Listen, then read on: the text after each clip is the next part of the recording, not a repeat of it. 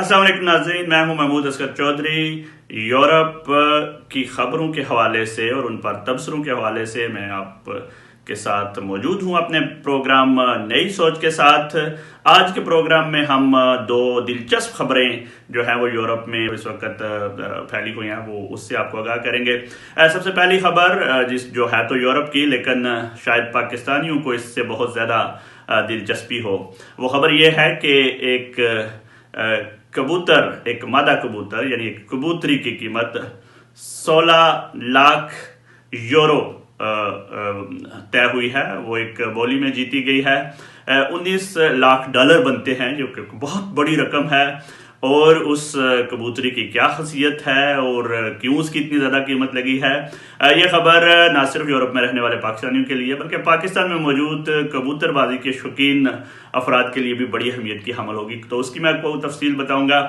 اور تیسری خبر بھی کبوتر بازی کے حوالے سے ہی ہے کہ پچھلے دنوں فرانس میں ایک کبوتر جو ہے اس کا لیٹر ملا ہے، جو اس نے پہلی جنگ عظیم سے بھی پہلے، شاید 1910 سے پہلے جو ہے وہ لے کے شاید وہ اڑا ہوگا، اور وہ لیٹر اب ملا ہے۔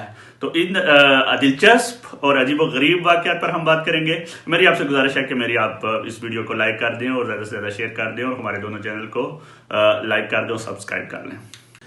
جی ناظرین، کبوتر ایک بہت ہی حیران کن اور ذہین ترین قسم کا جانور ہے، جو کہ یہ واحد جانور ہے جس کو آپ جتنی بھی دور چھوڑ آئیں یہ واپس اپنے گھر پہنچ جاتا ہے۔ اس کو اللہ تعالیٰ نے ایسی قدرتی صلاحیتیں دی ہیں جو دوسرے جانوروں سے اس کو ممتاز کرتی ہیں۔ کبوتر جو ہے اس کی جو چونچ میں کچھ اللہ تعالیٰ نے ایسا مقناطیسی نظام رکھا ہے کہ وہ جہاں بھی جائے اس کی ڈائریکشن جو ہے وہ اپنے گھر کی طرف واپس ہوتی ہے۔ ایک جرمن تحقیق کے مطابق اگر اس کی چونچ پر تحقیق کی گئی تو بہت زیادہ جو ہے وہ حیران کن نتائج سامنے آئیں گے۔ کبوتر رکھنے کا رواج تقریباً 3000 سال پرانا ہے۔ انسان کا کبوتر کے ساتھ بڑا گہرا تعلق رہا ہے، جنگوں میں بھی اس کو بہت زیادہ اہمیت دی جاتی رہی ہے، اور شروع سے یہ پیغام رسانی کے حوالے سے حیران کن کردار ادا کرتا رہا ہے۔ سوسائٹی آف امریکن کی تحقیق کے مطابق یہ فرعون مصر کے وقت میں بھی موجود تھا، اور گریک تہذیب میں بھی یہ موجود تھا، اور اس کو جو ہے وہ سلیمان بادشاہ نے 1010 قبل مسیح میں بھی پیغام رسانی کے لیے استعمال کیا تھا۔ بعد میں مسلمانوں کے ایک سلطان نے اس کا باقاعدہ ایک نظام وضع کیا، اور اس کو جو ہے وہ باقاعدہ پیغام رسانی کے لیے استعمال کرتے رہے، جو کہ منگولوں کی آمد تک بھی یہ استعمال ہوتا رہا۔ جیسے کہ آپ آج کل ارطغرل ڈرامہ دیکھ رہے ہیں تو آپ کو اندازہ ہو رہا ہوگا کہ کبوتر بازی کتنی اہمیت کی حامل رہی ہے جنگوں میں۔ بعد میں چنگیز خان اس کو ایشیا اور افریقہ میں، ایشیا اور یورپ میں بھی استعمال کرتا رہا ہے۔ اور آپ کے لیے حیران کن بات یہ ہے کہ پہلی جنگ عظیم اور دوسری جنگ عظیم میں بھی کبوتر جو ہے وہ استعمال ہوتا رہا ہے۔ جو کبوتر ایک پچھلے مہینے کی ایک تازہ ترین خبر ہے کہ فرانس کے علاقے میں ایک کیپسول ملا ہے جس کے اندر ایک لیٹر تھا۔ آپ کو پتا ہے کہ ایک لیٹر جو ہے اس کو کیپسول میں ڈال کر کبوتر میں کو دے دیا جاتا تھا، اور کبوتر جو ہے وہ دوسری جگہ تک پہنچاتا تھا۔ اس میں سے لیٹر ملا ہے، اور ماہرین کا یہ خیال ہے کہ یہ لیٹر 110 سال پہلے لکھا گیا ہوگا، کسی جرمن سپاہی نے بھیجا ہے۔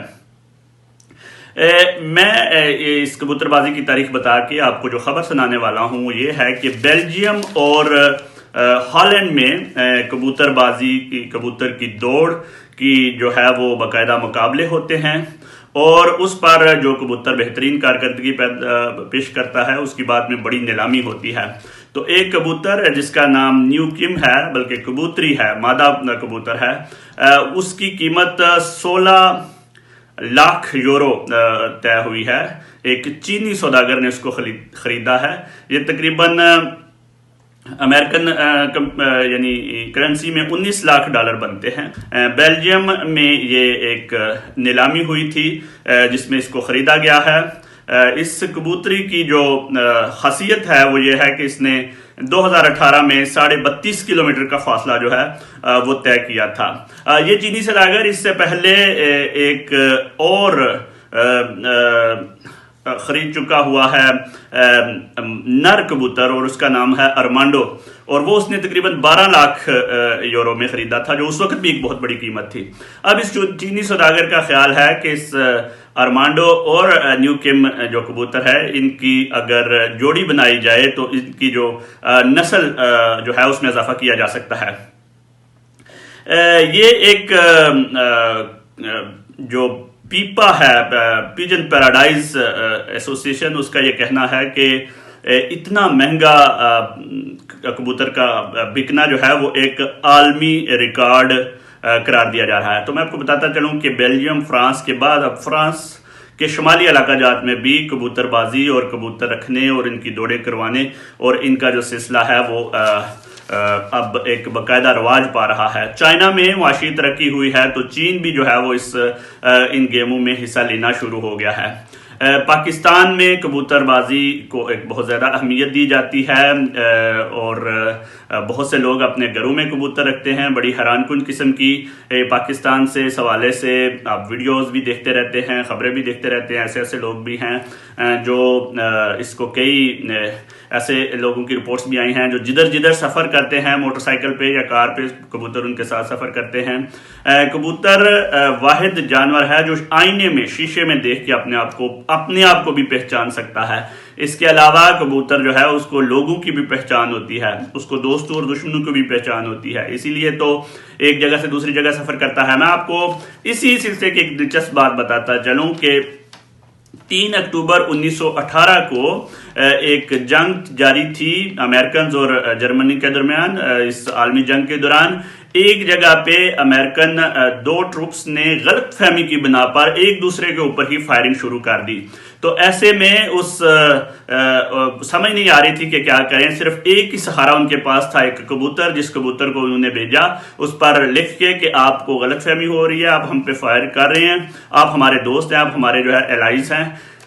یہ کبوتر جب اڑ کے جا رہا تھا تو اس کو جرمن فوجیوں نے زخمی کر دیا، اس کو جو ہے اس کی ایک آنکھ بھی ضائع ہو گئی، اور یہ زخمی حالت میں دوسری جگہ پہنچا، جا کے اپنا پیغام پہنچایا، اور وہاں سے واپس جو ہے وہ جب واپس آیا تو یہ جنگ یعنی 3 بجے شروع ہوئی تھی، 4 بجے رک گئی۔ اس ایک پیغام کی وجہ سے 200 امریکی فوجی جو ہیں ان کی زندگی بچ گئی، اور اس کبوتر کو فرانس کا سب سے بڑا ایوارڈ بھی دیا گیا، اور یہ ایک تاریخ کا حصہ ہے اگر کسی کو کبوتر کے حوالے سے اس سے زیادہ دلچسپی ہو۔